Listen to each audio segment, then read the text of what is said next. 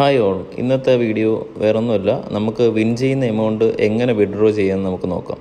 ആദ്യം തന്നെ നമുക്കറിയാവുന്നതാണ് നമ്മുടെ സൈറ്റ് www.bochet.com. ഈ സൈറ്റിൽ കയറുന്ന സമയത്ത് ജസ്റ്റ് ആദ്യം നമ്മൾ ലോഗിൻ ചെയ്യുക. ലോഗിൻ ചെയ്ത ശേഷം നമ്മൾ മൈ ടിക്കറ്റ് എന്ന് പറയുന്നൊരു ഓപ്ഷൻ എടുക്കുക. അതിനുശേഷം നമ്മുടെ മൈ ബാലൻസ് എന്ന് പറയുന്ന ഓപ്ഷൻ ക്ലിക്ക് ചെയ്യുക.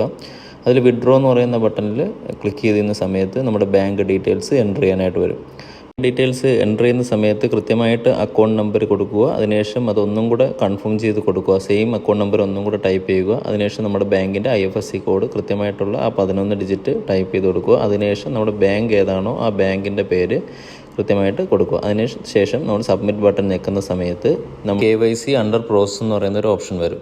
ഞാൻ KYC ചെയ്തതിന് ശേഷം എനിക്ക് ഏകദേശം ഒരു 24 മണിക്കൂർ എടുത്തു അത് അപ്ഡേറ്റ് ആവാനായിട്ട്. എല്ലാവർക്കും ആ ടൈം തന്നെ എടുക്കണമെന്നില്ല. ഇതിപ്പം ഞാൻ ചെയ്ത സമയത്തായിരുന്നു എനിക്ക് ഏകദേശം 27 മണിക്കൂർ എടുത്തത്. ഇനി നമുക്ക് നമ്മുടെ ലോഗിൻ പേജ് ഒന്നുകൂടെ ഒന്ന് നോക്കാം. ലോഗിൻ പേജ് നോക്കുന്ന സമയത്ത് ലോഗിൻ ചെയ്തു.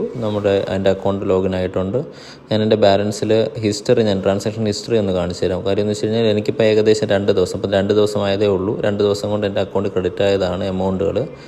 അതിൽ പച്ച ഇതിൽ കിടക്കുന്ന എല്ലാം ക്രെഡിറ്റ് ചെയ്താണ്. നിങ്ങൾക്ക് കാണാൻ പറ്റുന്നതാണ്. ഏകദേശം 1600 രൂപയാണ് എൻ്റെ അക്കൗണ്ട് ഇതുവരെ ക്രെഡിറ്റ് ആയിരിക്കുന്നത്. അതിൽ ഞാൻ ഒരു 1000 രൂപ വിഡ്രോ റിക്വസ്റ്റ് അയച്ചിട്ടുണ്ട്. അതാണ് ഈ -1000 എന്ന് പറഞ്ഞ് കിടക്കുന്നത്. ഇനി അത് എങ്ങനെയാണ് വിഡ്രോ ചെയ്യുന്നതെന്നോട് കാണിച്ചു തരാം. മൈ ബാലൻസ് എടുക്കുക, വിഡ്രോയിൽ ക്ലിക്ക് ചെയ്യുക. നമ്മുടെ എമൗണ്ട് എത്രയാണെന്നുള്ളത് അതിൽ മെൻഷൻ ചെയ്ത് കൊടുക്കുക. ഞാനിപ്പോൾ 500 രൂപയാണ് വിഡ്രോ ചെയ്യുന്നത്. അത് ചെയ്തിട്ട് സബ്മിറ്റ് ബട്ടണിൽ ക്ലിക്ക് ചെയ്യുക. അത് നമുക്കൊന്ന് ചെക്ക് ചെയ്യാം. അത് വിഡ്രോ ചെയ്തോ അല്ലെങ്കിൽ വിഡ്രോ ആവാനുള്ള പോസിബിലിറ്റി എന്താണെന്ന് നമുക്കൊന്ന് ചെക്ക് ചെയ്ത് നോക്കാം. സെയിം രീതിയിൽ മൈ ടിക്കറ്റ്സ് എടുക്കുക. അതിനുശേഷം ബാലൻസ് എടുക്കുക. ട്രാൻസാക്ഷൻ ഹിസ്റ്ററി നോക്കുന്ന സമയത്ത് നമുക്ക് ആ വിഡ്രോയിൽ എന്ന് പറയുന്നൊരു ഓപ്ഷനിലോട്ട് എത്തുമ്പോൾ അല്ലെങ്കിൽ ആ ഒരു ഓപ്ഷനിൽ എത്തുന്ന സമയത്ത് നമുക്കത് കൃത്യമായിട്ട് കാണാൻ പറ്റും.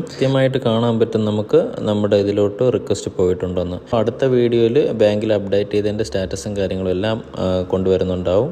അപ്പം എല്ലാവരും ഈ ഒരു ചാനൽ സബ്സ്ക്രൈബ് ചെയ്യുക. അതിനോടൊപ്പം തന്നെ നിങ്ങൾക്ക് നോട്ടിഫിക്കേഷൻ കൃത്യമായിട്ട് കിട്ടാനായിട്ട് അതിലുള്ള ബെൽ ഐക്കണും ക്ലിക്ക് ചെയ്യുക. Okay, thank you.